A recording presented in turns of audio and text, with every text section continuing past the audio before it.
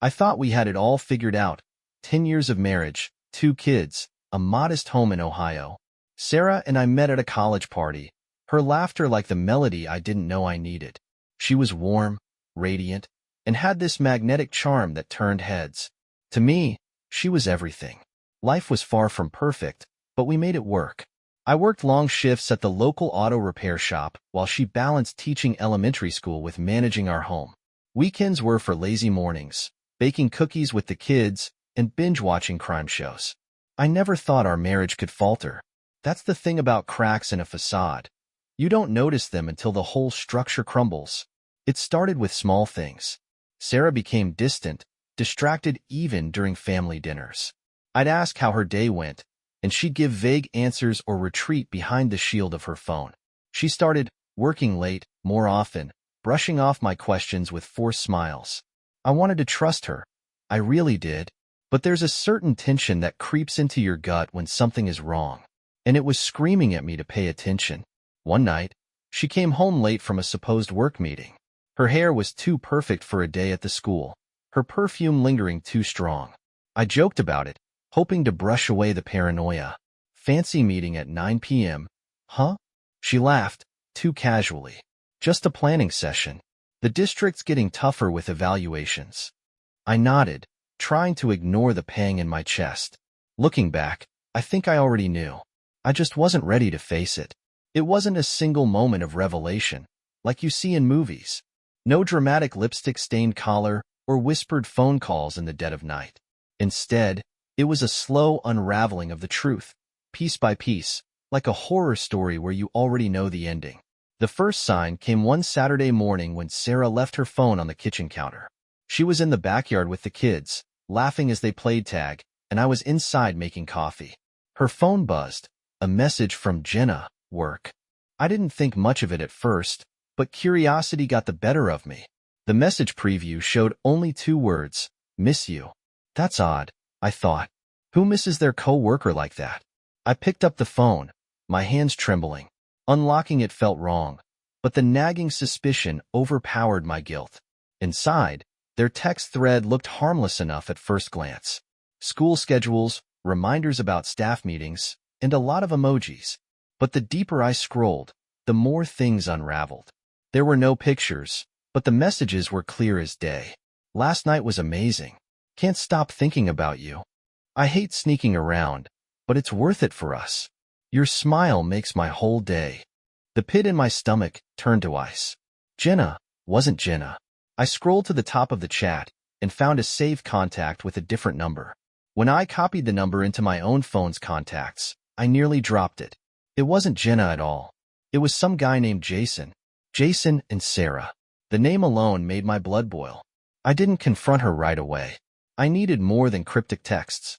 Over the next few weeks, I started paying closer attention. She'd take her late-night work calls in the car, doors locked. Her smile would light up at random notifications, and I'd catch her stifling giggles like a teenager with a crush. It wasn't just text, though. There were other clues. A second receipt for 2 lattes when she was supposedly grabbing coffee alone. The way she started dressing sharper, even on weekends. The new lingerie she bought but never wore at home. The final straw came when I checked her car's mileage one night. She said she'd spent the evening grading papers at the school, but her odometer showed an extra 30 miles unaccounted for. I followed up by checking our bank statements and notice charges at restaurants we'd never been to. By now, the denial I'd been clinging to was gone. Sarah wasn't just distracted or busy with work. She was seeing someone else. When I confronted myself in the mirror that night, I felt a mix of emotions. Betrayal, anger, sadness. But mostly, I felt a cold clarity. I had all the evidence I needed, but I wasn't ready to confront her yet. Not without a plan. Not without making her feel the weight of what she was throwing away. I couldn't let this go quietly. It was a Tuesday evening, the kind of night where the kids were watching cartoons in the living room, oblivious to the tension brewing in the kitchen. Sarah was at the counter chopping vegetables for dinner, humming a tune that sounded too cheerful for the situation. I watched her from across the room, the weight of everything I knew pressing down on me. I had played this moment out in my head for days, imagining how I'd start, how she might react. None of it made me feel prepared. Finally, I spoke. How was work today? She glanced up, smiling. Busy, as usual. The kids were a handful, but nothing I couldn't handle. Why? No reason, I replied, forcing calm into my voice. Just curious. Her smile faltered, just for a second, before she turned back to the cutting board. I let the silence hang between us, thick and heavy, until she finally broke it. Everything okay? That's when I slid the printed texts across the counter. What's this? She asked, her voice carefully neutral. You tell me, I said, keeping my tone steady. My heart was pounding so loudly I was sure she could hear it. Her face paled as she scanned the papers. For a moment, she seemed frozen in place, her knife hovering mid-air. Then, like clockwork, she dropped the blade and crossed her arms. This, she scoffed, her voice dripping with mockery. You're seriously spying on me now? I'm seriously trying to figure out why my wife is sneaking around with someone named Jason. I shot back. My voice cracked, betraying the anger I'd been holding in. Her eyes darted from the papers to me, and then she shrugged, as if it were all some minor inconvenience. He's just a friend. Those messages don't mean what you think they do. A friend? I repeated, laughing bitterly. Friends don't say they hate sneaking around. Friends don't call lattes and hotel rooms part of their amazing night. Her defensiveness rose like a shield. You're twisting this into something it's not. Jason's been helping me with some personal stuff, that's all. You're making it bigger than it is. Personal stuff? My voice grew louder, unable to contain the storm brewing inside me.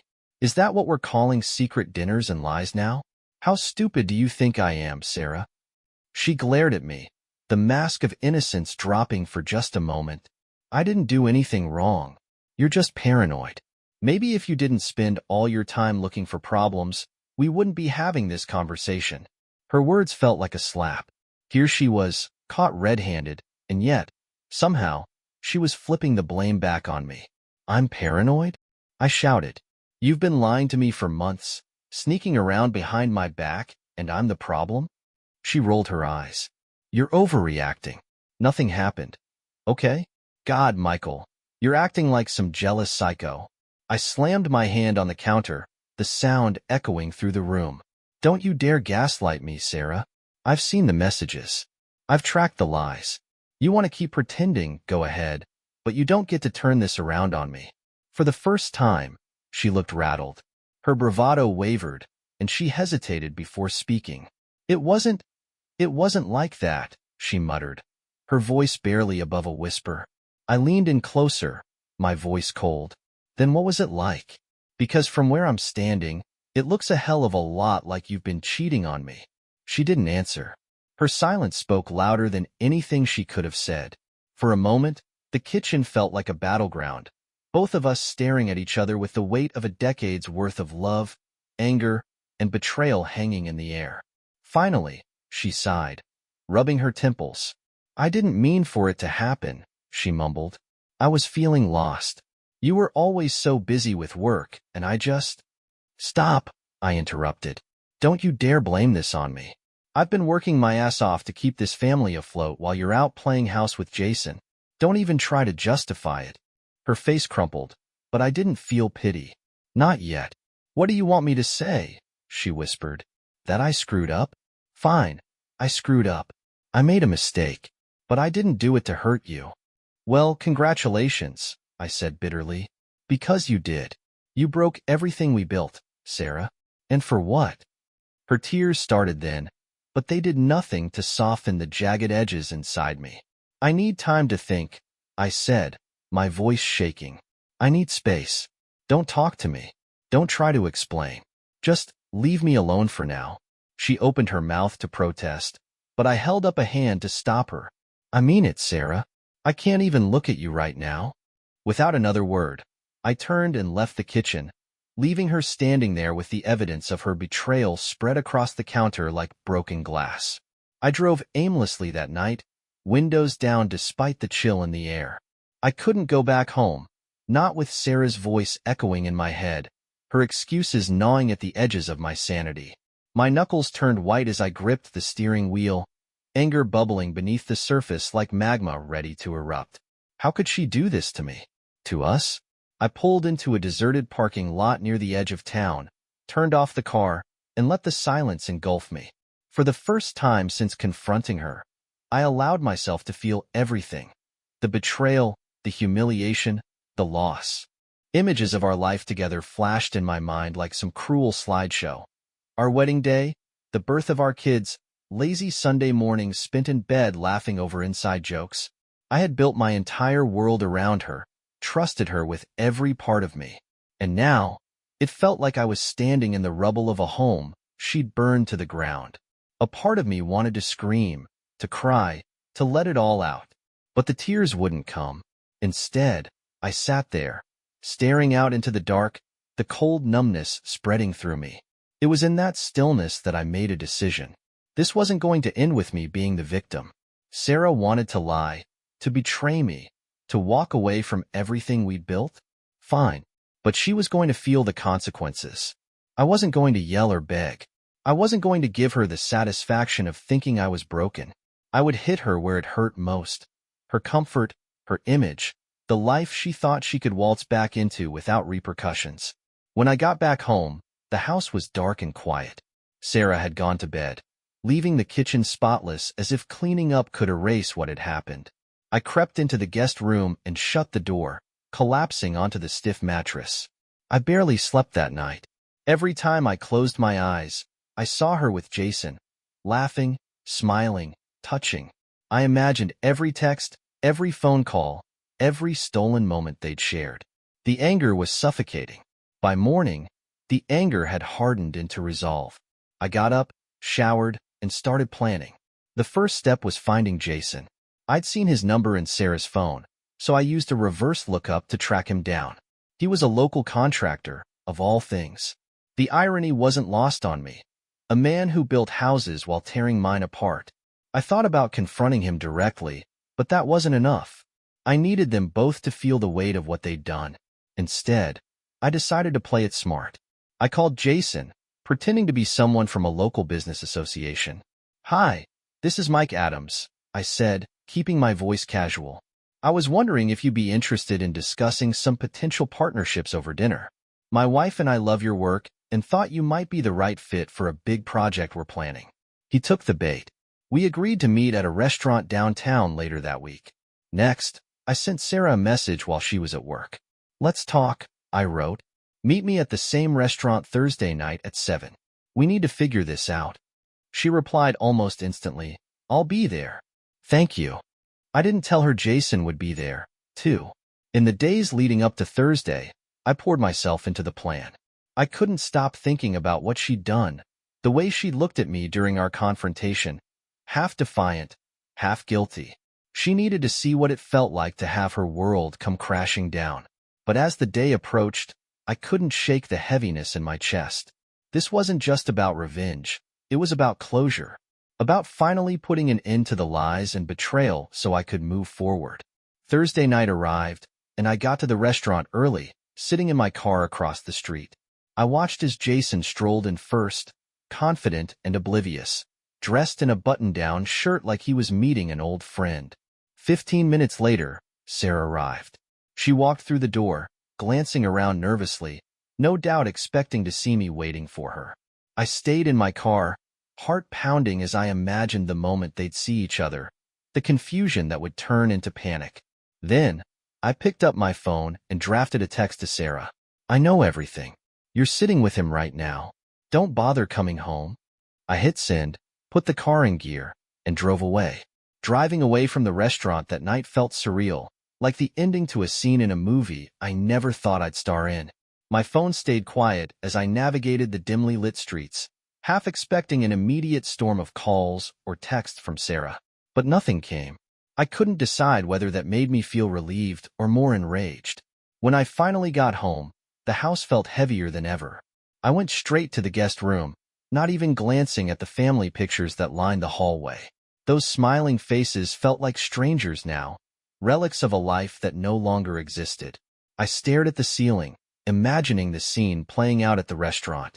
Sarah sitting across from Jason, both of them realizing the trap they'd walked into.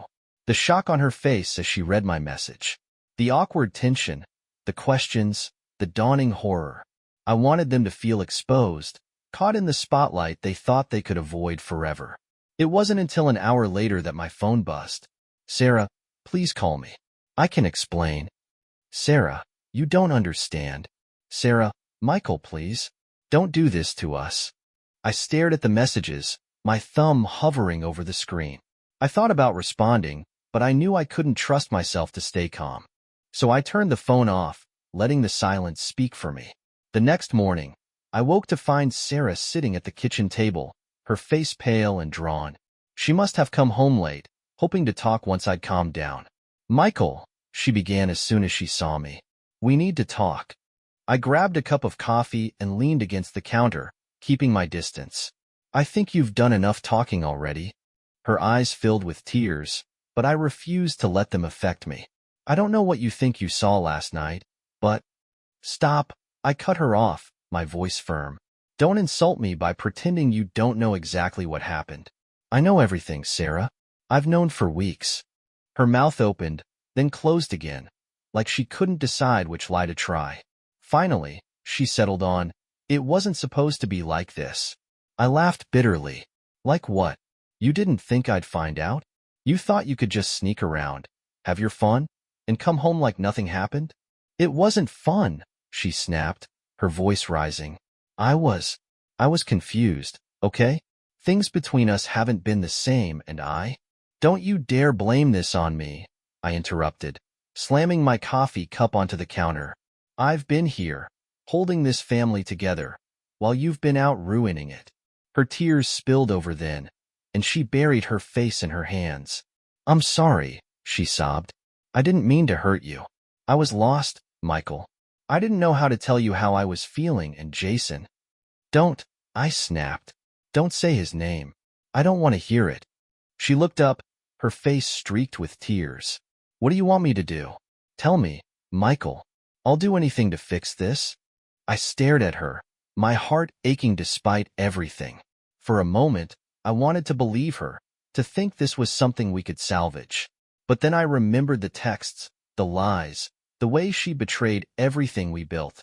You can't fix this, I said finally, my voice cold. We're done, Sarah. I want a divorce. Her breath hitched, and she looked at me like I'd struck her. No, she whispered. You don't mean that. I do, I replied. You made your choice, Sarah. Now I'm making mine. I left her sitting there and spent the rest of the day at a lawyer's office. The process was faster than I expected. The lawyer assured me that Sarah's infidelity would work in my favor. By the time I got home, I had everything I needed to start moving forward. The locks were changed by evening, and I packed Sarah's belongings into boxes. When she returned later that night, the sight of her things stacked by the front door seemed to finally shatter her. Michael, please, she begged. Think about the kids. Think about everything we've been through. I said, my voice unwavering. And this is the only way. As she left that night, carrying boxes out to her car, I felt a strange mix of emotions. Relief, sadness, anger. But most of all, I felt like I was finally reclaiming my life. The next steps wouldn't be easy, but they were mine to take. The days after Sarah moved out were a strange mix of liberation and heartbreak. The house felt empty without her presence, but it also felt less stifling. For the first time in years, I wasn't walking on eggshells, trying to decipher the subtext of her every move. The kids, thankfully, hadn't yet caught wind of what was happening. I kept things as normal as possible, dropping them off at school and making dinner as usual. But I knew I couldn't shield them from the truth forever. The divorce process began in earnest. My lawyer, Stephanie, was sharp and unrelenting. She walked me through the legal process with a precision that gave me some sense of control. Infidelity gives you the upper hand, she told me during one of our meetings. Given the evidence you've provided, it's unlikely she'll contest much. Keep your head down and follow my lead.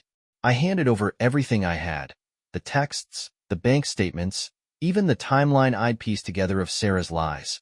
It felt like airing dirty laundry, but I knew it was necessary. Sarah, meanwhile, had shifted into damage control mode.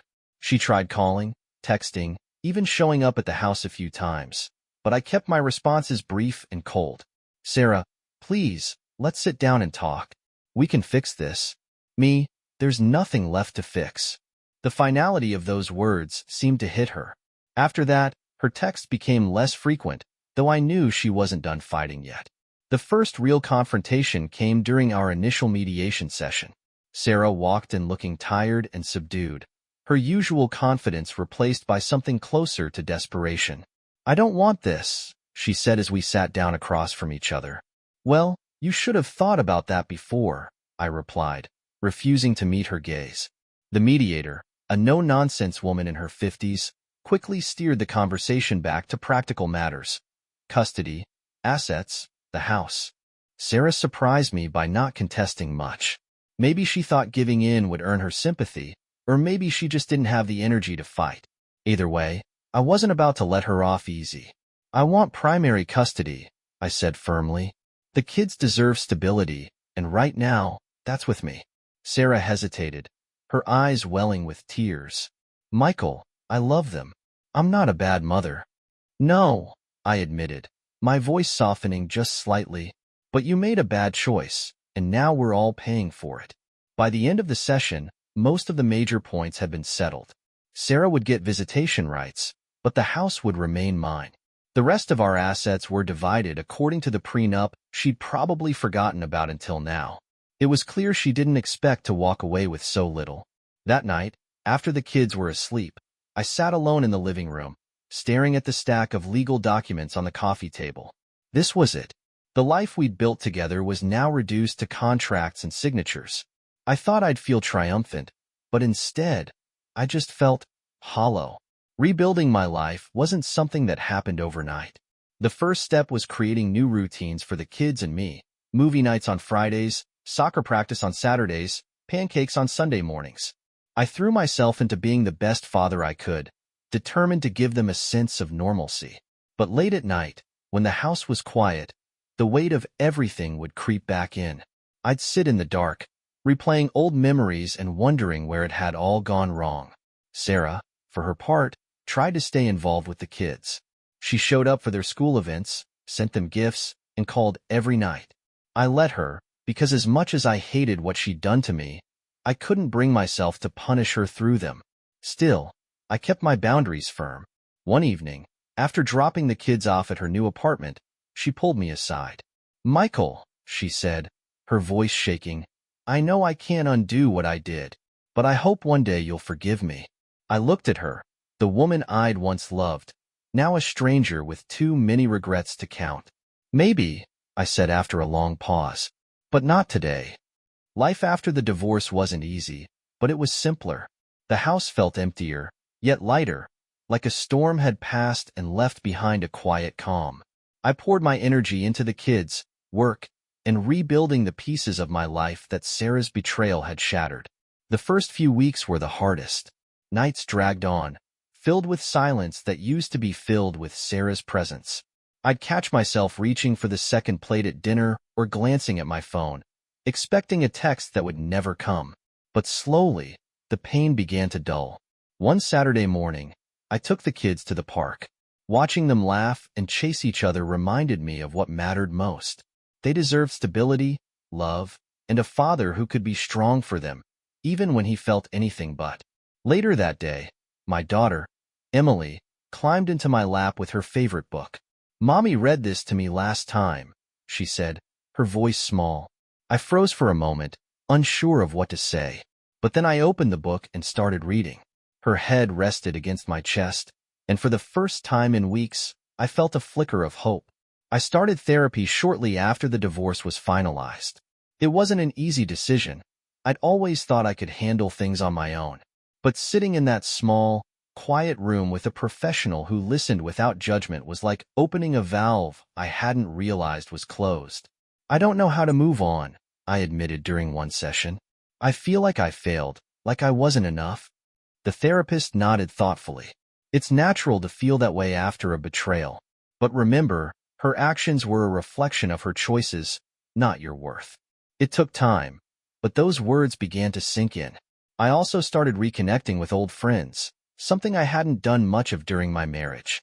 It was strange at first, stepping into a world I'd left behind, but it was also healing.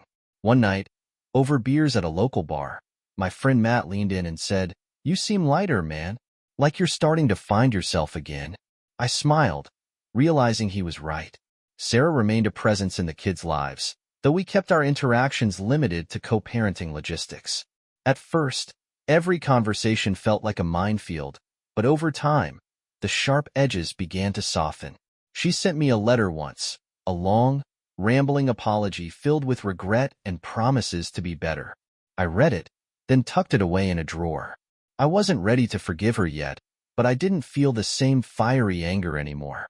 One evening, months later, I found myself sitting in the backyard with a beer in hand, watching the sunset. The kids were inside, giggling over some silly TV show, and the air was cool and calm. For the first time in what felt like forever, I realized I wasn't carrying the weight of the past anymore. Sarah's betrayal had been a storm, one that uprooted everything I thought I knew about love and trust. But storms pass, and the sun always comes back. I didn't know what the future held, but for the first time, I wasn't afraid of it. For a while, I avoided the idea of love altogether. It felt foreign, almost absurd, to consider after what Sarah had done. My energy was devoted to the kids, my work, and just getting through the days without dwelling too much on the past. But as the months rolled on, I realized that moving forward didn't just mean surviving, it meant living. Rediscovering who I was outside of being a husband and a father was an adventure I hadn't expected to take. It started small. I joined a local gym, not because I suddenly wanted a six-pack, but because I needed a routine that was just for me. Those early morning runs on the treadmill became a form of therapy. With every drop of sweat, I felt a little more like myself again. Then came the hobbies. I'd always loved working with my hands, so I signed up for a woodworking class. There was something deeply satisfying about shaping raw materials into something tangible and lasting. One evening, as I sanded the edges of a bookshelf I was building, my daughter Emily wandered into the garage. "What are you doing, Dad?" she asked, her big brown eyes wide with curiosity. "Making something for you and your brother," I said with a grin. She smiled, and for a moment, I felt like I was exactly where I was supposed to be.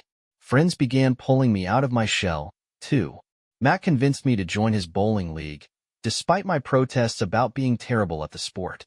"You don't have to be good," he said. "You just have to show up." So I did. And, to my surprise, I started having fun again. It wasn't just about bowling. It was about laughing at gutter balls, sharing beers with the team, and feeling like I belonged somewhere outside the walls of my house. Then there were the nights I spent alone, learning to enjoy my own company again. I'd forgotten what it was like to sit in silence without feeling lonely. Books I'd abandoned on the shelf years ago became companions. I even started journaling, just scribbling down thoughts and memories, sorting through the mess in my head. One entry stood out when I reread it later. "Sarah broke my heart, but she didn't break me. I'm still here. I'm still standing. And maybe that's enough." Eventually, the idea of dating crossed my mind, not because I felt pressured to move on, but because I started to believe that I deserved to be happy again. It wasn't about replacing Sarah or filling the void she'd left. It was about sharing my life with someone who valued it. But first, I needed to know who I was without her. One night, after putting the kids to bed, I sat in the backyard with Matt. We shared a couple of beers, the stars twinkling overhead. "Do you ever think about dating again?" he asked, his tone casual but curious. I took a sip of my drink, considering the question. "Yeah," I admitted, "but not yet. I've got more work to do on me first." He nodded. "Fair enough. Just don't wait too long, man. You deserve to be happy."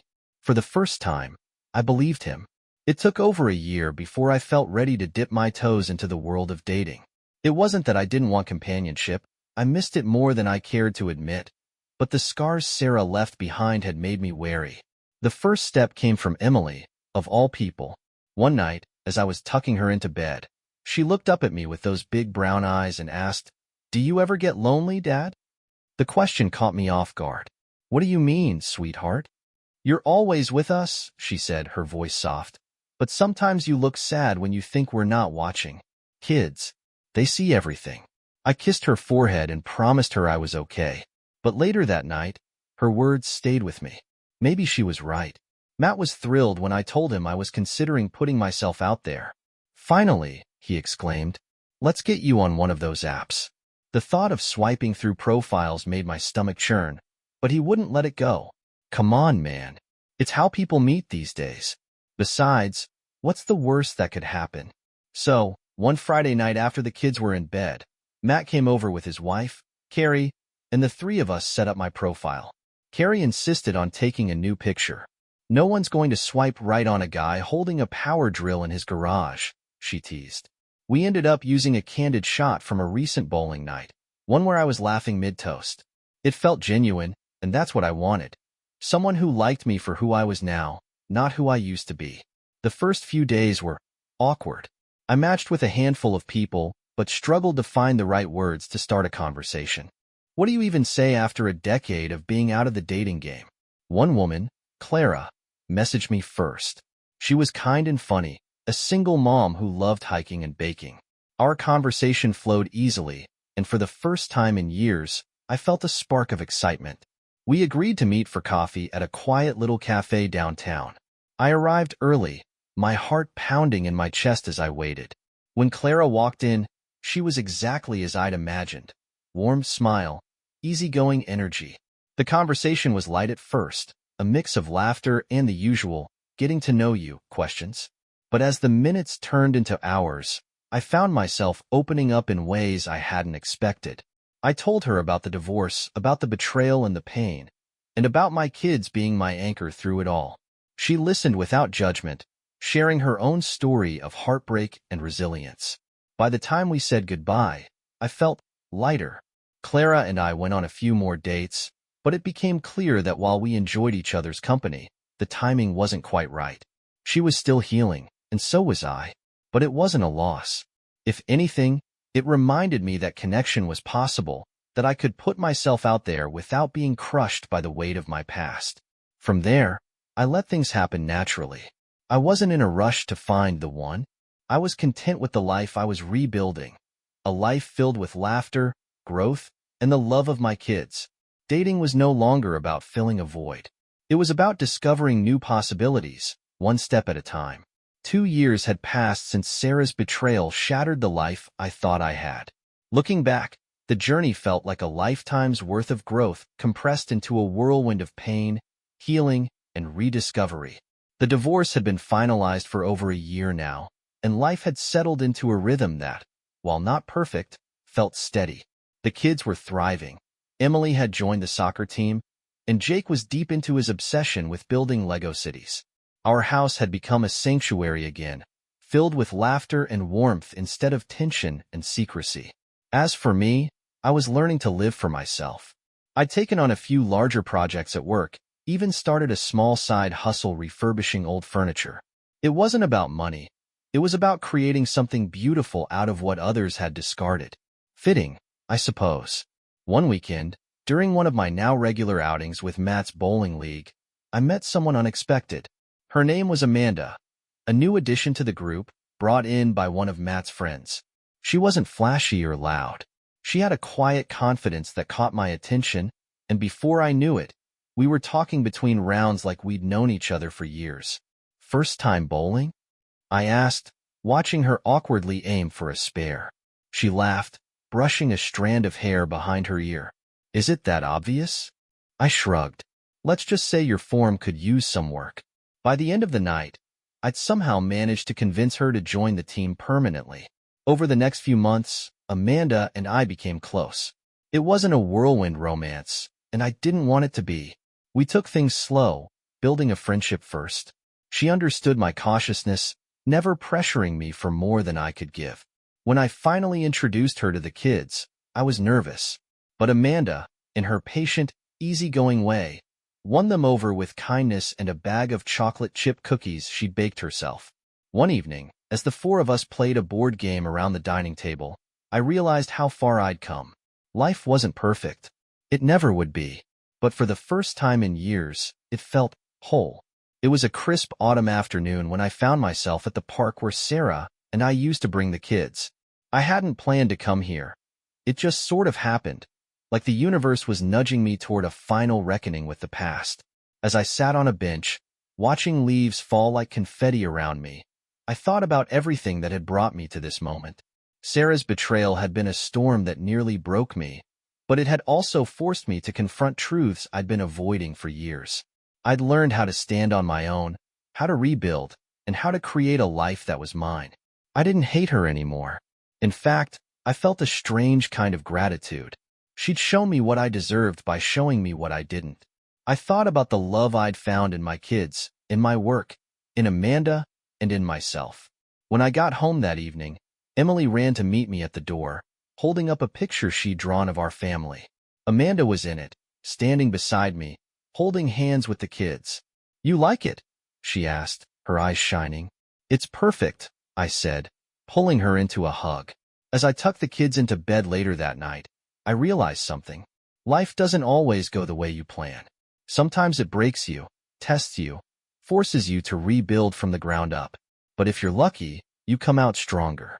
And maybe, just maybe, you find a happiness you never saw coming.